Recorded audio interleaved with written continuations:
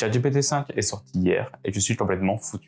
Je suis dev, mon métier est bientôt foutu. Mais ce qu'on vient d'apprendre, c'est que le vôtre aussi il est bientôt foutu. Eh oui, pas de jaloux. Je vais essayer de vous expliquer rapidement ce qui va changer avec ce ChatGPT 5. Les 3 mots principaux pour décrire ChatGPT 5 sont écriture, santé et Claude. Mais je vous parlerai pas de Claude, promis. ChatGPT 5 est maintenant adapté à vous donner des conseils médicaux. Jusqu'ici, les IA étaient très prudentes au niveau de la santé, pour éviter quelconque responsabilité. ChatGPT 5 est un pari très risqué pour la santé. Il obtient un score de 46% sur un benchmark réalisé par des médecins. Bon, concrètement, ça sert à quoi?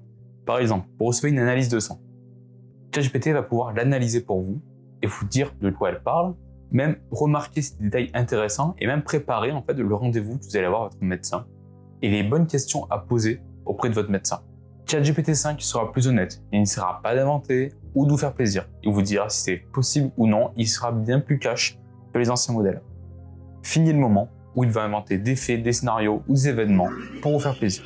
Ce qu'on appelle l'hallucination. Au niveau des stats, on est sur un modèle qui est plus fiable que ChatGPT 4 à 80%. Dernier point, la rédaction de documents.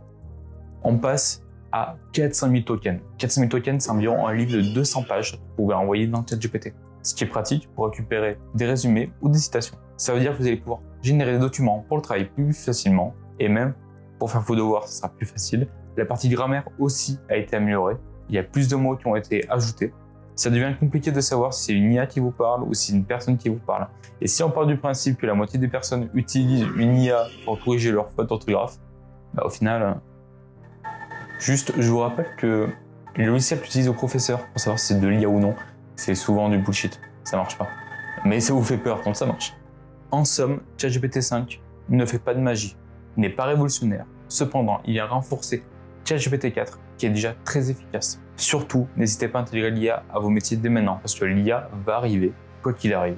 Et des gens qui connaissent moins bien votre métier que vous vont arriver avec des solutions IA et se faire des couilles en or.